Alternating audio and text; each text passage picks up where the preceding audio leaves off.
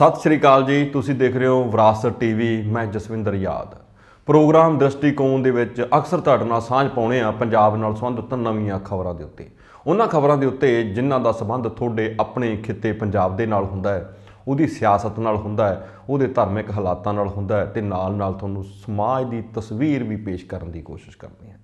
ਇਹਨਾਂ ਸਾਰੀਆਂ ਗੱਲਾਂ ਬਾਤਾਂ ਉੱਤੇ ਜਿਸ ਤਰ੍ਹਾਂ ਦੀਆਂ ਖਬਰਾਂ ਨਿਕਲ ਕੇ ਆਉਂਦੀਆਂ ਸਮੇਂ ਉੱਤੇ ਤੁਹਾਡੇ ਨਾਲ ਸਾਂਝ ਪਾਉਂਦੇ ਰਹਿੰਦੇ ਹਾਂ। ਕਿਤੇ ਕਿਤੇ ਅਸੀਂ ਆਪਣਾ ਪ੍ਰਤੀਕਰਮ, ਆਪਣਾ ਦ੍ਰਿਸ਼ਟੀਕੋਣ ਵੀ ਪੇਸ਼ ਕਰ ਦਿੰਦੇ ਹਾਂ ਤੇ ਆਸ ਕਰਦੇ ਹਾਂ ਕਿ ਤੁਸੀਂ ਸਾਡੇ ਪ੍ਰੋਗਰਾਮ ਨੂੰ ਦੇਖਣ ਤੋਂ ਬਾਅਦ ਸਾਡੇ ਟੀਵੀ ਉੱਤੇ ਚੱਲ ਰਹੇ ਨੰਬਰਾਂ ਦੇ ਉੱਤੇ ਆਪਣੀ ਰਾਏ ਜ਼ਰੂਰ ਪ੍ਰਗਟ ਕਰਦੇ ਰਹੋਗੇ। ਸਾਰੀਆਂ ਖਬਰਾਂ ਦਾ ਵਿਸਥਾਰ ਤੋਂ ਪਹਿਲਾਂ ਉਹਨਾਂ ਦੇ ਵੇਰਵਿਆਂ ਦੀ ਸਾਂਝ ਪਾ ਲਈਏ।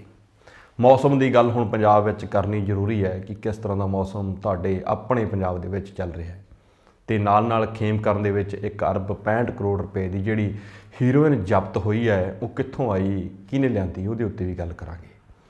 ਮਨ ਕੀ ਬਾਤ ਵਿੱਚ ਸਾਡੇ ਦੇਸ਼ ਦੇ ਪ੍ਰਧਾਨ ਮੰਤਰੀ ਸ਼੍ਰੀ ਨਰਿੰਦਰ ਮੋਦੀ ਨੇ ਕੀ ਸੁਨੇਹਾ ਦਿੱਤਾ, ਉਹਨੂੰ ਵੀ ਵਿਸਥਾਰ ਦੇ ਵਿੱਚ ਤੇ ਉਹਦੇ ਕੀ ਸਮੀਕਰਨ ਬਣਦੇ ਉਹ ਵੀ ਗੱਲ ਕੀਤੀ ਜਾਊਗੀ। ਤੋਮਰ ਸਾਹਿਬ ਹੁਣ ਕਹਿੰਦੇ ਵੀ ਖੇਤੀ ਦੇ ਕਾਨੂੰਨ ਵਾਪਸ ਨਹੀਂ ਲਿਆਂਦੇ ਜਾਣਗੇ, ਇਹ ਅਫਵਾਹ ਹੈ। ਬਿਆਨ ਨੂੰ ਤੋੜ ਮਰੋੜ ਕੇ ਪੇਸ਼ ਕੀਤਾ ਗਿਆ, ਇਹਦੇ ਉੱਤੇ ਵੀ ਗੱਲ ਕਰਾਂਗੇ ਤੇ ਨਾਲ ਪੰਜਾਬ ਦੀ ਸਿਆਸਤ ਵਿੱਚ ਕੀ ਕੁਝ ਹੋ ਰਿਹਾ ਹੈ ਤੇ ਲੁਧਿਆਣੇ ਦੇ ਬੰਬ ਕਾਂਡ ਦੇ ਵਿੱਚ ਮੁਲਜ਼ਮ ਦੀ ਜੋ ਦੋਸਤ ਗ੍ਰਿਫਤਾਰ ਕੀਤੀ ਗਈ ਹੈ ਪੁੱਛਗਿੱਛ ਲਈ, ਉਹਨੇ ਕਿਹੜੇ ਖੁਲਾਸੇ ਕੀਤੇ ਤੇ ਉਸ ਬੰਬ ਧਮਾਕੇ ਨੇ ਕਿਹੜੇ ਪਾਸੇ ਨੂੰ ਹੁਣ ਮੋੜ ਕੱਟ ਲਿਆ, ਉਹਦੇ ਉੱਤੇ ਵਿਸਥਾਰ ਦੇ ਵਿੱਚ ਗੱਲ ਕਰਨੀ ਬਣਦੀ ਹੈ। ਆਓ ਸਭ ਤੋਂ ਪਹਿਲਾਂ ਗੱਲ ਕਰਦੇ ਹਾਂ ਪੰਜਾਬ ਦੇ ਮੌਸਮ ਦੀ। ਪੰਜਾਬ ਦੇ ਮੌਸਮ ਦੇ ਵਿੱਚ ਇੱਕ ਤਰ੍ਹਾਂ ਦੇ ਨਾਲ ਧੁੰਦਸ਼ਾਹੀ ਹੋਈ ਹੈ ਤੇ ਬਹੁਤ ਇਲਾਕਿਆਂ ਦੇ ਵਿੱਚ, ਚਾਹੇ ਉਹ ਚੰਡੀਗੜ੍ਹ ਹੈ, ਚਾਹੇ ਉਹ ਬਠਿੰਡਾ ਹੈ, ਪਟਿਆਲਾ ਹੈ ਜਾਂ ਸਰਹੱਦ ਨਾਲ ਲੱਗਦੇ ਹੋਰ ਜ਼ਿਲ੍ਹੇ ਜਾਂ ਹੋਰ ਇਲਾਕੇ ਨੇ, ਉੱਥੇ ਕਿਨਮਣ ਦਾ ਦੌਰ ਜਿਹੜਾ ਉਹ ਚੱਲ ਰਿਹਾ ਸੀ ਕੱਲ੍ਹ ਤੋਂ ਲੈ ਕੇ ਅੱਜ ਸੁਬਾਹ ਤੱਕ। ਆਉਣ ਵਾਲੇ 24 ਘੰਟਿਆਂ ਵਿੱਚ ਵੀ ਪੰਜਾਬ ਦੇ ਵਿੱਚ ਕਾਫੀ ਥਾਵਾਂ ਦੇ ਉੱਤੇ ਮੌਸਮ ਇਸੇ ਤਰ੍ਹਾਂ ਰਹੇਗਾ।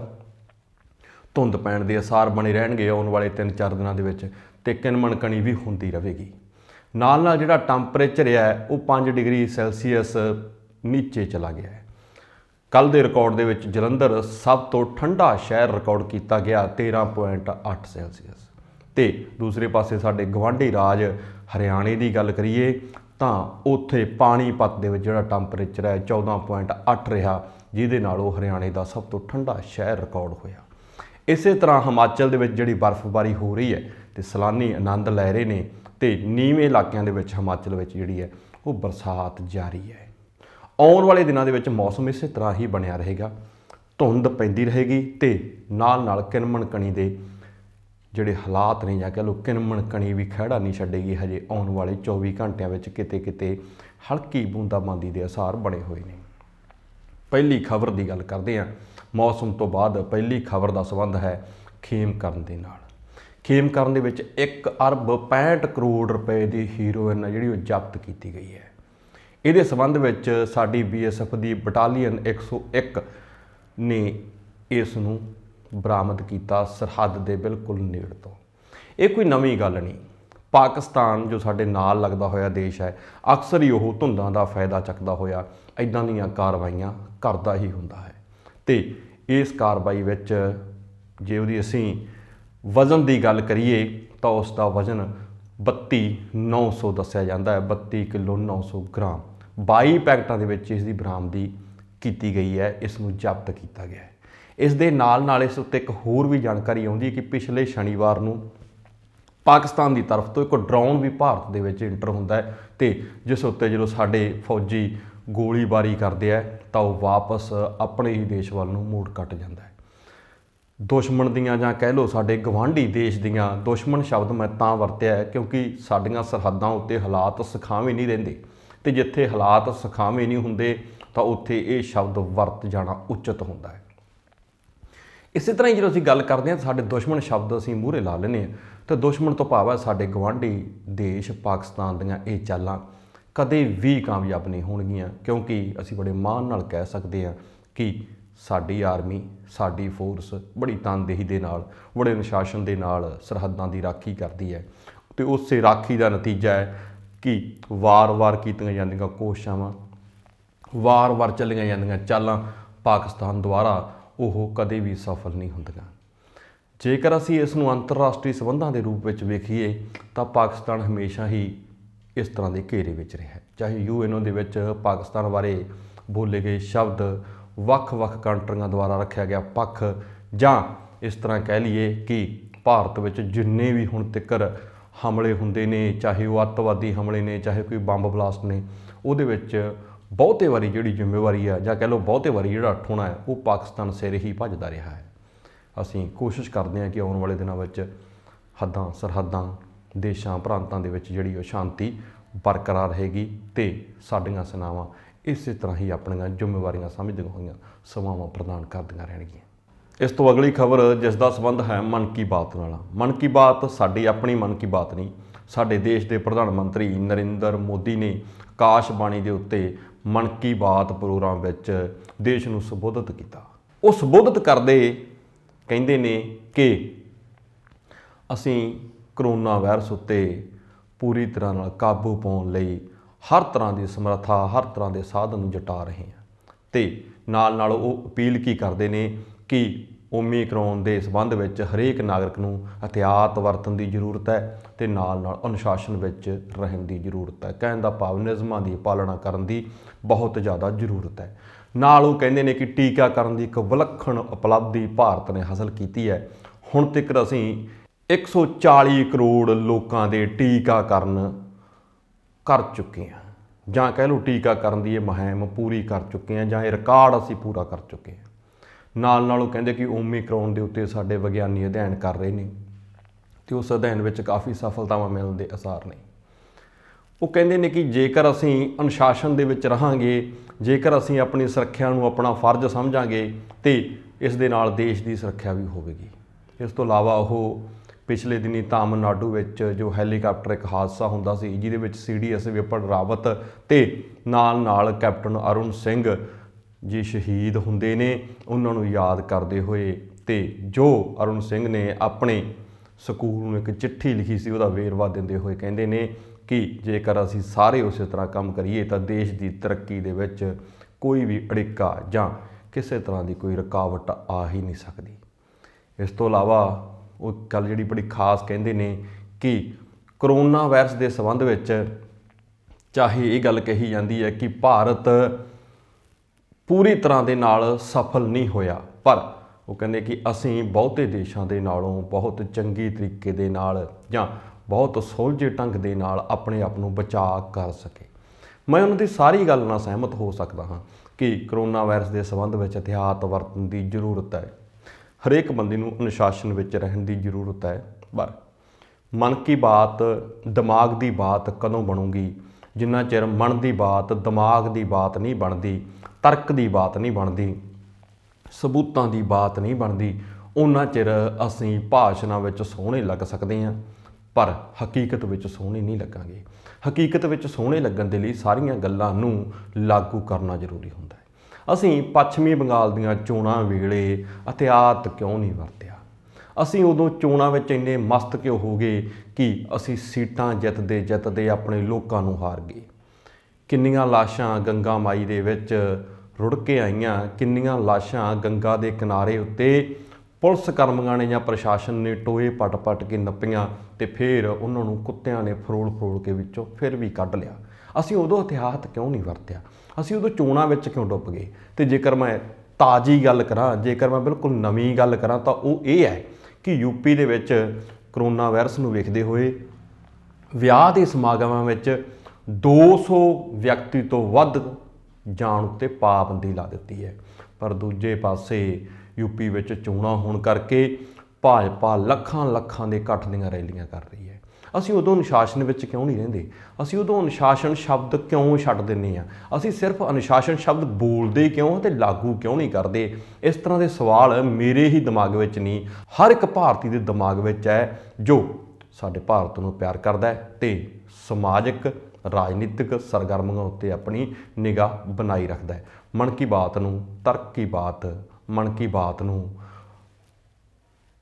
ਸਮਾਜ ਦੀ ਬਾਤ, ਸਮਾਜ ਦੇ ਭਵਿੱਖ ਦੀ ਬਾਤ ਜਦੋਂ ਬਣਾ ਲਿਆ ਜਾਊਗਾ ਤਾਂ ਫਿਰ ਇਸ ਤਰ੍ਹਾਂ ਦੇ ਪ੍ਰੋਗਰਾਮ ਹੋਰ ਵੀ ਜ਼ਿਆਦਾ ਮੁੱਲਵਾਨ ਹੋ ਜਾਣਗੇ। ਇਸ ਤਰ੍ਹਾਂ ਦੀਆਂ ਗੱਲਾਂ ਹੋਰ ਵੀ ਜ਼ਿਆਦਾ ਖਿਆਲ ਨਾਲ ਸੁਣੀਆਂ ਜਾਣਗੀਆਂ।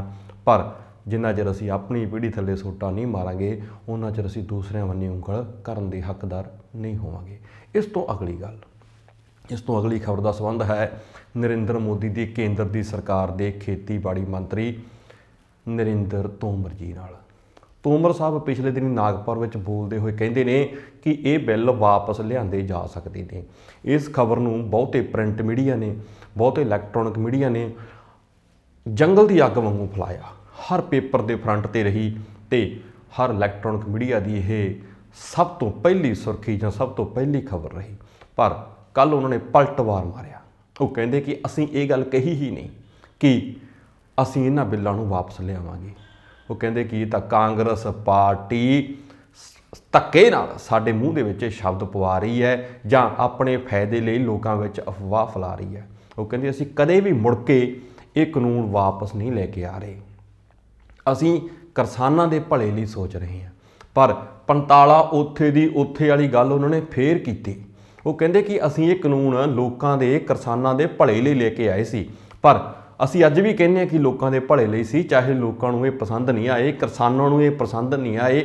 ਤਾਂ ਕਰਕੇ ਸਾਡੇ ਦੇਸ਼ ਦੇ ਪ੍ਰਧਾਨ ਮੰਤਰੀ ਨੇ ਨਿਮਰਤਾ ਵਿਖਾਉਂਦੇ ਹੋਏ, ਸਮਝਦਾਰੀ ਵਿਖਾਉਂਦੇ ਹੋਏ ਮਾਫੀ ਮੰਗੀ ਤੇ ਵਾਪਸ ਲਏ। ਪਰ ਇਹ ਕਹਿੰਦੇ ਸੀ ਚੰਗੇ, ਪੰਤਾਲਾ ਉੱਥੇ ਦੀ ਉੱਥੇ ਹੀ ਹੈ। ਪਰ ਦੂਸਰੇ ਪਾਸੇ ਉਹ ਵੀ ਕਹਿੰਦੇ ਨੇ ਕਿ 2006 ਦੇ ਵਿੱਚ ਸਵਾਮੀਨਾਥਨ ਰਿਪੋਰਟ ਜੋ ਕਾਂਗਰਸ ਦੇ ਸਮੇਂ ਆਈ ਸੀ, ਉਹਨਾਂ ਨੇ ਜੇਕਰ ਕਿਸਾਨਾਂ ਦੇ ਉਹ ਇੰਨੇ ਹੀ ਚਹੇਤਾ ਸੀ ਤਾਂ ਉਹਨਾਂ ਨੇ ਉਹ ਰਿਪੋਰਟ ਲਾਗੂ ਕਿਉਂ ਨਹੀਂ ਕੀਤੀ, ਉਹਨਾਂ ਨੇ ਸਵਾਮੀਨਾਥਨ ਰਿਪੋਰਟ ਲਾਗੂ ਕਿਉਂ ਨਹੀਂ ਕੀਤੀ। ਪਰ ਸਵਾਲ ਇਹ ਵੀ ਬਣਦਾ ਹੈ ਕਿ ਜਦੋਂ ਪਹਿਲੀ ਸਰਕਾਰ ਨਰਿੰਦਰ ਮੋਦੀ ਜੀ ਬਣਾਉਂਦੇ ਨੇ ਤਾਂ ਉਹ ਵੀ ਇਹ ਵਾਅਦਾ ਕਰਕੇ ਆਏ ਸੀ ਕਿ ਅਸੀਂ ਸਵਾਮੀਨਾਥਨ ਰਿਪੋਰਟ ਲਾਗੂ ਕਰਾਂਗੇ, ਤਾਂ ਫਿਰ ਉਹਨਾਂ ਨੇ ਲਾਗੂ ਕਿਉਂ ਨਹੀਂ ਕੀਤੀ। ਜੇਕਰ ਅਸੀਂ ਕਿਸੇ ਬੰਨੀ ਇੱਕ ਉਂਗਲ ਕਰਦੇ ਹਾਂ ਤਾਂ 3 ਉਂਗਲਾਂ ਆਪਣੀ ਬੰਨੀ ਵੀ ਆਉਂਦੀਆਂ ਨੇ, ਇਸ ਗੱਲ ਦਾ ਖਿਆਲ ਰੱਖਣਾ ਬਣਦਾ ਹੈ। ਦੂਸਰੇ ਪਾਸੇ ਜੈਪੁਰ ਦੇ ਵਿੱਚ ਬੋਲਦੇ ਹੋਏ ਰਕੇਸ਼ ਟਕੈਤ ਨੇ ਕਿਹਾ ਕਿ ਹਾਲੇ ਅੰਦੋਲਨ ਖਤਮ ਨਹੀਂ ਹੋਇਆ।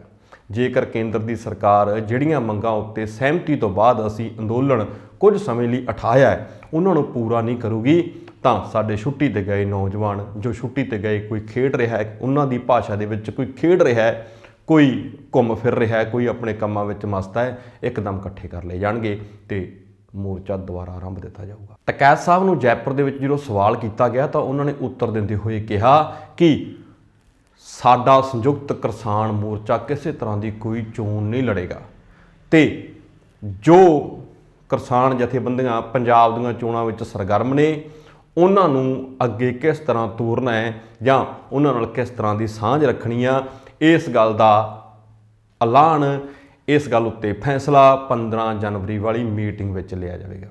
ਤਦ ਤੱਕ ਲਈ ਉਹ ਇਹ ਵੀ ਕਹਿੰਦੇ ਨੇ ਕਿ ਯੂਪੀ ਦੇ ਵਿੱਚ ਅਸੀਂ ਆਪਣੀ ਕਿਸ ਤਰ੍ਹਾਂ ਦੀ ਭੂਮਿਕਾ ਨਿਭਾਵਾਂਗੇ, ਕਿਸਾਨ ਕਿਸ ਤਰ੍ਹਾਂ ਆਪਣਾ ਯੋਗਦਾਨ ਪਾਉਣਗੇ, ਇਹ ਫੈਸਲਾ ਚੋਣ ਜ਼ਾਬਤੇ ਤੋਂ ਬਾਹਰ ਲਿਆ ਜਾਵੇਗਾ, ਚੋਣ ਜ਼ਾਬਤੇ ਤੋਂ ਬਾਅਦ ਲਿਆ ਜਾਵੇਗਾ।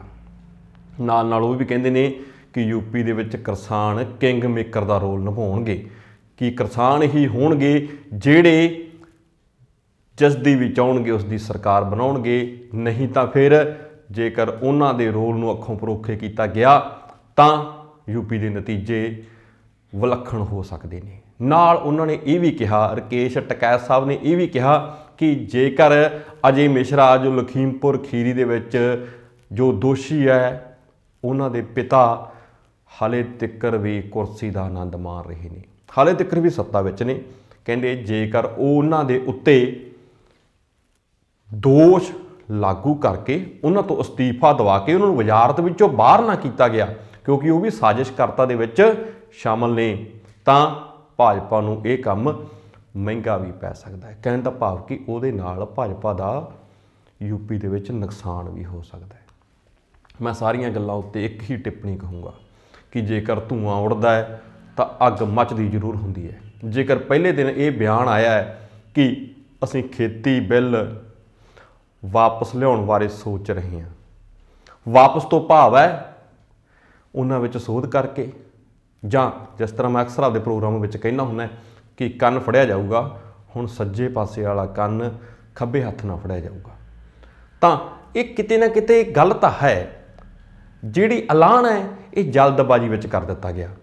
ਚੋਣਾਂ ਸੂਬਿਆਂ ਦੀਆਂ ਸਿਰ ਦੇ ਉੱਤੇ ਨੇ, ਭਾਜਪਾ ਬੜੀ ਕਸੂਤੀ ਫਸੀ ਹੋਈ ਹੈ ਹਰ ਥਾਂ ਦੇ ਉੱਤੇ। ਤਾਂ ਇਸ ਸਮੇਂ ਇਸ ਤਰ੍ਹਾਂ ਦਾ ਬਿਆਨ ਦੇ ਦੇਣਾ ਵੱਡੀ ਲੀਡਰਸ਼ਿਪ ਦੁਆਰਾ ਜਦੋਂ ਦਿੱਤੀ ਗਈ ਘੂਰ ਹੋਵੇਗੀ ਤਾਂ ਇਸ ਉੱਤੇ ਆਪਣਾ ਸਟੈਂਡ ਆ ਜਿਹੜਾ ਬਦਲ ਲਿਆ ਗਿਆ ਹੋਵੇਗਾ।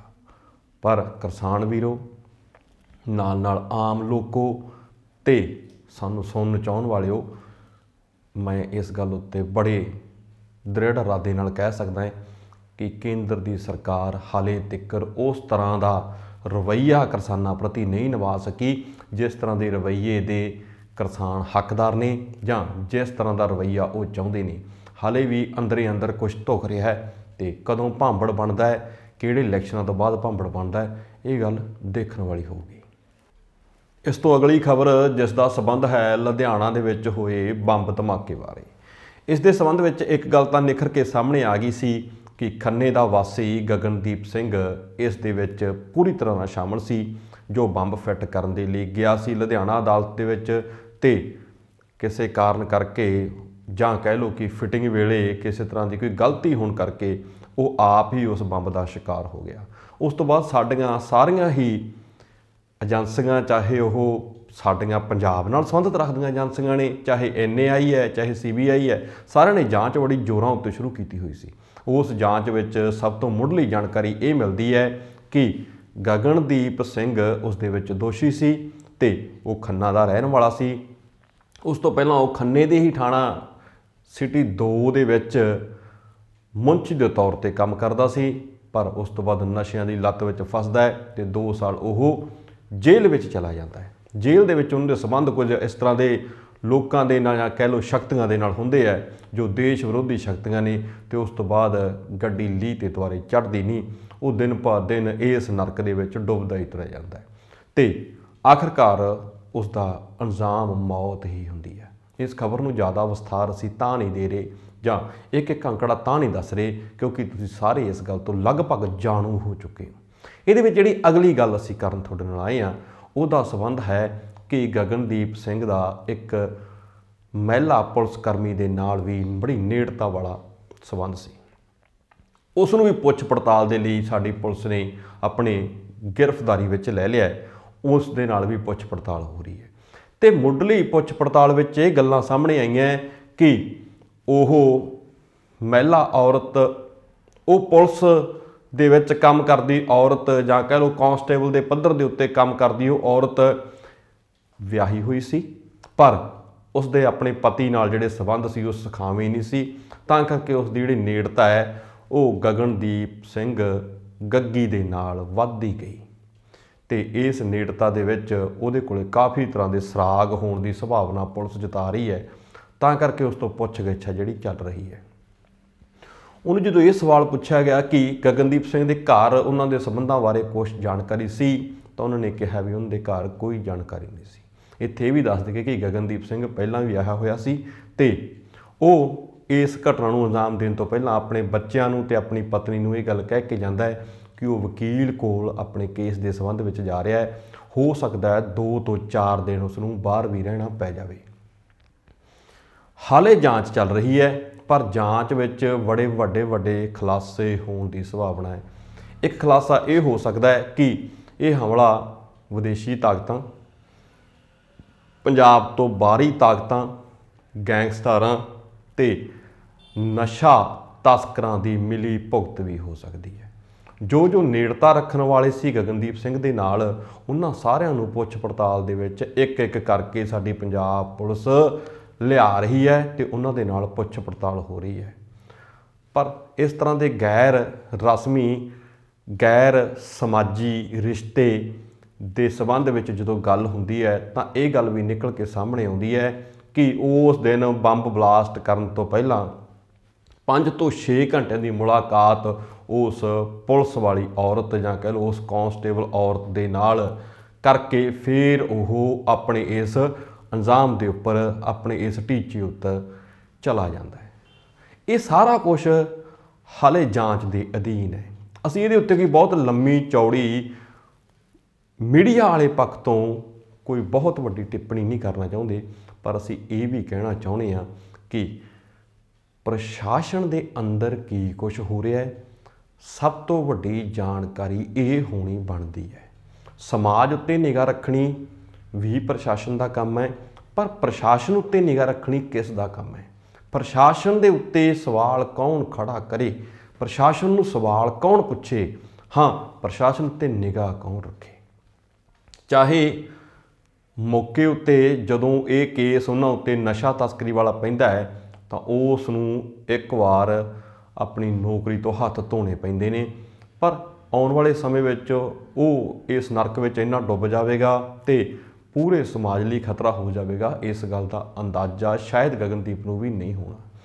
जिवें जिवें इहदे विच अगलियां अपडेट्स आउंदियां ने कि किस तरह वापर रहा है, असीं सबूतां दे आधार दे उत्ते जां ठोस गल्लां तुहाडे नाल साझीआं करदे होए एक एक करके आउण वाले दिनां विच इहदे ते निगाह बनाई रखांगे।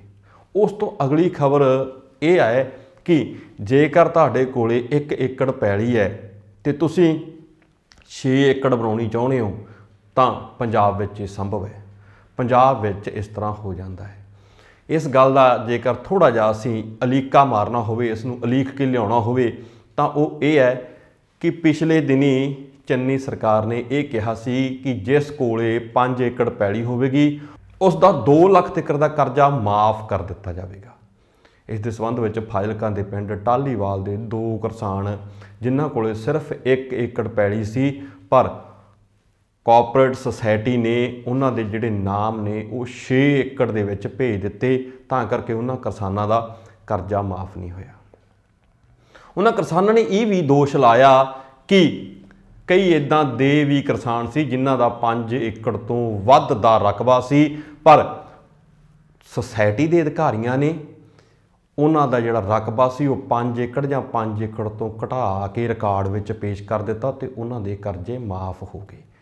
1 एकड़ वाले नूं 6 एकड़ विच लै गए ते 6 तो वध वाले नूं जां कह लो 5 तो वध वाले नूं उस तो नीचे लिया के उसका माफ़ीनामा उसके पल्ले पवा दिता गया। किस तरह का सिस्टम चल रहा है, माल विभाग इहदे उत्ते किस तरह का निगाह रख रहा है, इस गल का अंदाज़ा तुसीं सिर्फ कल्ले टालीवाल दे पिंड दे केस तो नहीं ला सकते, पंजाब के हर कोने विच इस तरह का कुछ वापरदा होवेगा। अलग गल है कि एक कोने उत्तों एक खबर के रूप में निकल के सामने आ गया, पर दुध धोतियां की गिनती बहुत थोड़ी है। इस दे संबंध में उन्होंने मुख मंत्री नूं चिट्ठी लिख के भी कही है कि साडा रिकॉर्ड चैक किया जाए, साडा फर्द केंद्र के विचों रिकॉर्ड लिया जाए तां जो सरकार तो बनदा माफ़ीनामा करजे उत्ते मिलती राहत उन्होंने भी मिल सके। पर सवाल ये नहीं कि उन्हां किसानां दा करजा माफ़ हो जाएगा। साडे माल विभाग विच वापर की रहा है, अधिकारी किस तरह के बैठे ने, कर की रहे ने, ते आउण वाले दिनों में इदां दे होर बहुत नाम निकल के आउण दी संभावना है। जेकर इस तरह हुंदा है तां फिर बिल्कुल सोचण वाली गल होवेगी। इस तो अगली खबर जिस दा संबंध है नागालैंड दे नाल। नागालैंड दे विच अफसफा जिहड़ा विशेष अधिकार कानून हुंदा है उस नूं रद्द करन बारे 23 दसंबर नूं गृह मंत्री अमित शाह ने एक मीटिंग की ते मीटिंग तो बाद एक कमेटी का गठन कर दिता गया। वो कमेटी 45 दिनों के विच फैसला करेगी कि अफसफा नागालैंड दे विचों रद्द करना है जां उसनूं उस तरह ही लागू रखना है। इस दे संबंध में चाहे सूबे के DGP ते नाल नाल उच्च अधिकारी होर भी कमेटी में शामिल होणगे। नागालैंड के मुख मंत्री ने भी एक कमेटी का गठन किया जो इस गल की जांच कर रही है। नाल नाल केंद्र ने एक इनकुआयरी भी खोली हुई है जो नागालैंड दे विच गोली चली सी जिस विच लगभग दर्जन तो वध लोगों की जिहड़ी जान है वो चली गई सी। उन्होंने सरकारी नौकरी देना ते नाल नाल उन्हां दी इनकुआयरी की सेना ने सही किया जां गलत किया इहदे उत्ते जांच चल रही है ते कहंदे अनुशासनी कमेटी अनुसार उन्हां उत्ते कार्रवाई भी होवेगी। पर एक गल होर भी हुई है कि उत्थे जो आर्मी फोर्स जो बटालीयन पहला काम करती सी उसनूं बदल के उत्थे नवीं बटालीयन जिहड़ी वो ला दी गई है। आने वाले दिनों में एक कमेटी किस तरह का फैसला दिंदी है कि अफसफा तो नागालैंड का खैड़ा छुटता है जां उस तरह ही यह कानून उत्थे बनिया रहिंदा है। इहदे उत्ते निगाह बनाई रखांगे। अज दीयां खबरां इत्थे ही समाप्त हुंदियां ने। जेकर खबरां दे विच कोई डाटा कोई नाम जां किस तरह की कोई तिथ तरीक गलत बोली गई तो वो असीं सदा ही तुहाडे तो माफ़ी मंग लैंदे हुंदे आ क्योंकि गलतियां ही इंसान तो हुंदियां ने जां कहा जाए कि इंसान गलतियां का ਪੁਤਲਾ ਹੈ। ਦੋਨੇ ਗੱਲਾਂ ਹੀ ਬੜੀਆਂ ਸਹੀ ਤੇ ਢੁਕਵੀਆਂ ਨੇ। ਅਸੀਂ ਹਮੇਸ਼ਾ ਹੀ ਨੀਵੇਂ ਹੋ ਕੇ ਉੱਚੇ ਹੋਣ ਦੀ ਕੋਸ਼ਿਸ਼ ਵਿੱਚ ਲੱਗੇ ਰਹਿੰਦੇ ਹਾਂ ਤੇ ਆਉਣ ਵਾਲੇ ਦਿਨਾਂ ਵਿੱਚ ਕੋਸ਼ਿਸ਼ ਕਰਾਂਗੇ ਕਿ ਗਲਤੀਆਂ ਵਿੱਚ ਸੁਧਾਰ ਕੀਤਾ ਜਾਵੇ ਤੇ ਪ੍ਰੋਗਰਾਮ ਨੂੰ ਹੋਰ ਉੱਚ ਪੱਧਰ ਦਾ, ਚੰਗੀ ਕੁਆਲਿਟੀ ਦਾ ਬਣਾਉਣ ਦੇ ਵਿੱਚ ਯਤਨਸ਼ੀਲ ਰਹਾਂਗੇ। ਜੇਕਰ ਤੁਸੀਂ ਕੋਈ ਸੁਝਾਅ, ਜੇਕਰ ਕਿਸੇ ਤਰ੍ਹਾਂ ਦੀ ਕੋਈ ਜਾਣਕਾਰੀ ਜਾਂ ਸਾਡੇ ਨਾਲ ਕੋਈ ਤੁਸੀਂ ਰਾਏ, ਆਪਣੀ ਟਿੱਪਣੀ, ਆਪਣਾ ਦ੍ਰਿਸ਼ਟੀਕੋਣ ਸਾਂਝਾ ਕਰਨਾ ਚਾਹੁੰਦੇ ਹੋ ਤਾਂ ਸਾਡੇ ਫ਼ੋਨ ਨੰਬਰਾਂ ਉੱਤੇ ਨਾਲ ਸਾਡੇ ਈਮੇਲ ਐਡਰੈਸ ਉੱਤੇ ਵੀ ਸਾਂਝਾ ਕਰ ਸਕਦੇ ਹੋ। ਤਦ ਤੱਕ ਲਈ ਮੈਨੂੰ ਦਿਓ ਇਜਾਜ਼ਤ। ਸਤਿ ਸ਼੍ਰੀ ਅਕਾਲ ਜੀ। ਜਿਉਂਦੇ ਵਸਦੇ ਰਹੋ, ਖੁਸ਼ ਰਹੋ, ਆਬਾਦ ਰਹੋ।